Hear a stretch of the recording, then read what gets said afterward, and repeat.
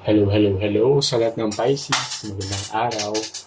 Ako nga pala si Mystico Moreno and welcome to my channel kung saan babasahan ko kayo ng inyong Tagalog love reading. And for today, gagawin ko yung weekly love reading ninyo for February 9 to 15. So, tatama siya sa Valentine's Day. So, this Valentine's week, tingnan natin ano bang kaganapan sa lahat ng Pisces ngayon. So, this is a collective reading. Okay?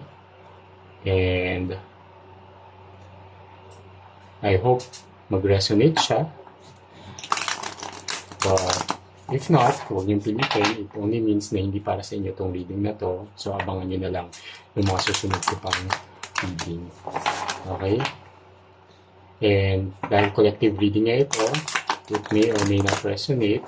Kaya kung gusto niyo magpa-book ng inyong personal reading, nasa description box yung email address ko. Okay? Alright, sige. Na-pre-shuffle ko naman na to. So, let's see the second card. That's February ngayon. For the overall energy of this reading. Fruit of happiness. So, di ba? So, ngayong week, punong-puno ng happiness ang Valentine's week ninyo. O diba? Saya. Okay? So, and yung mantra ng oracle card na to is, I have a loving attitude toward everything that comes into my life. Ayan, o diba nakaka-excite? So, lalo na ngayong Valentine's week. So, I can feel the energy of love coming towards you this week. And if you're in a relationship na, yung week na to is punong-puno lang talaga ng saya, ligaya, at pag-ibig. Okay?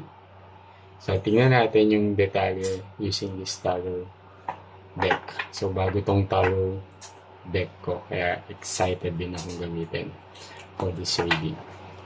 Okay. So, habang binabalasa ko to, supportahan nyo naman po ang aking channel. So, please like, share, and subscribe. Subscribe na po kayo. So, my channel will grow para makagawa pa ako ng more love readings para sa inyo. Okay? And comment na rin kayo sa baba if nag-resonate yung reading today. Okay. So, same thing. I'll take the second card. Ace of Cups. Uy, sabi ni, punong-puno ng pag-ibig to eh. Five of Wands.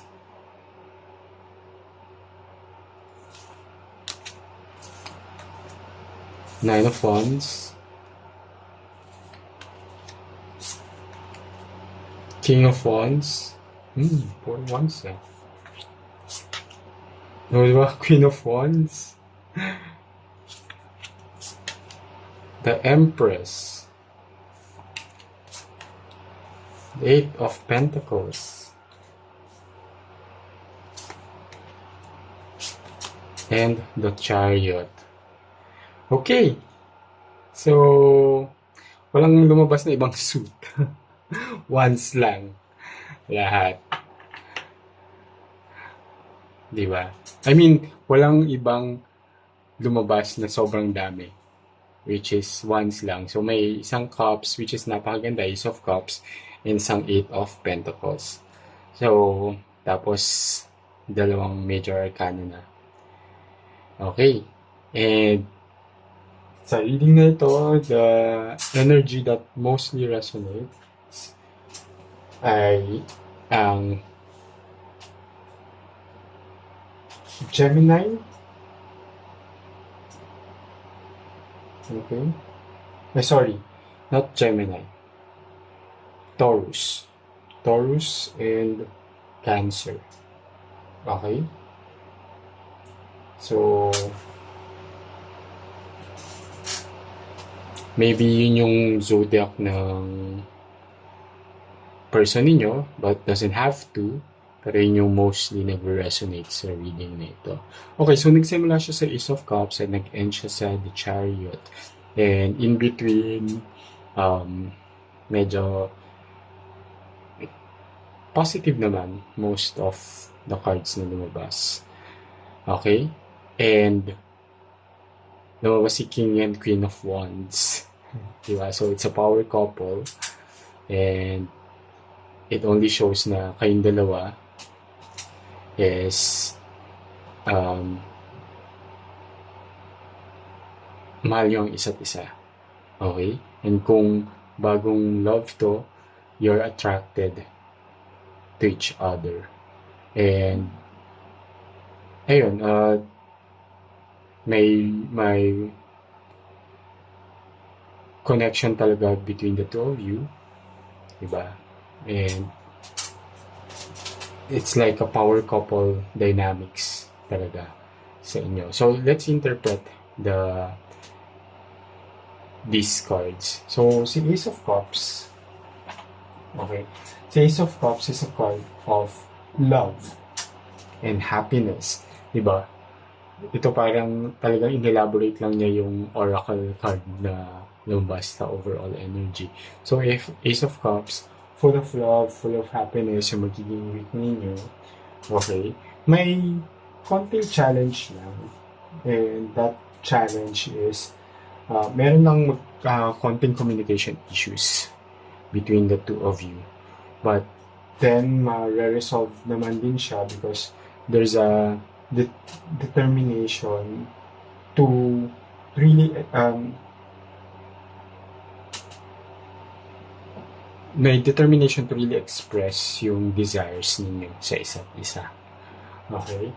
And Nine of Wands is a card of hope as well.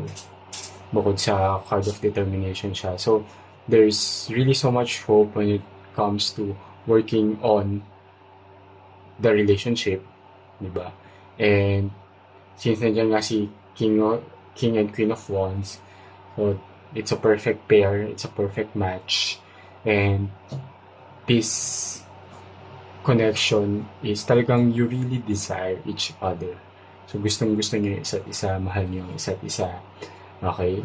And there's so much positivity and optimism between the two of you and sa connection na to. Na sobrang ganda ng reading. Whatever communication issue na meron kayo, mare-resolve siya agad. Dahil nga, mas mangingibabaw yung kagustuhan nyo na magkaayos and yung love between the two of you.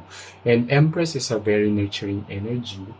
Okay, so si Empress is a card of sensuality and nurture. So may lambing-lambingang magaganap, diba? And as you can see din sa image pa lang, diba? So may cuddle time, diba?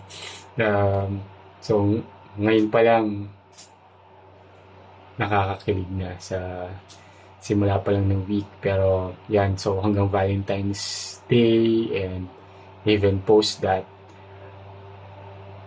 napaka saya yung energy between the two of you, full of desire, full of passion. And the Eight of Pentacles is a card of dedication and there's a sense of accomplishment na parang sobrang okay na kayo sa isa't isa magkasama. Happy na kayo regardless kung anong activities ninyo, anong ginagawa ninyo. Alam mo, kahit simpleng mga bagay lang na ginagawa nyo as a couple, diba, dating man kayo or in a relationship na, yung mga activities ninyo, it gives this sense of parang na-accomplish nyo na yung kailangan nyo ma-accomplish when it comes to love. And it's really moving forward to something good. So, as represented by the Chariot. So, the Chariot, it's also a card of determination eh. So, very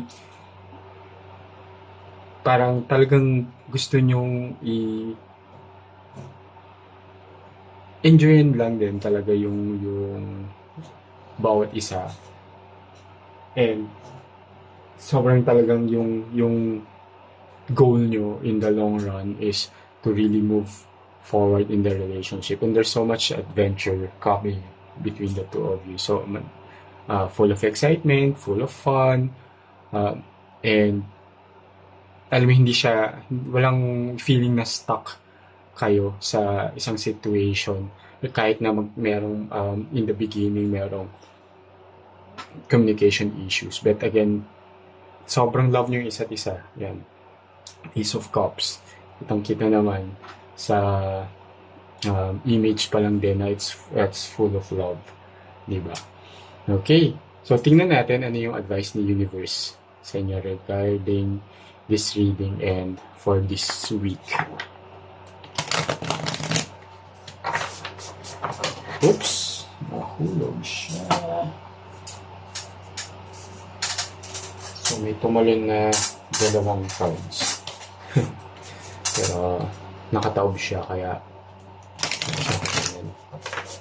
okay. So, second card. Joy! Diba?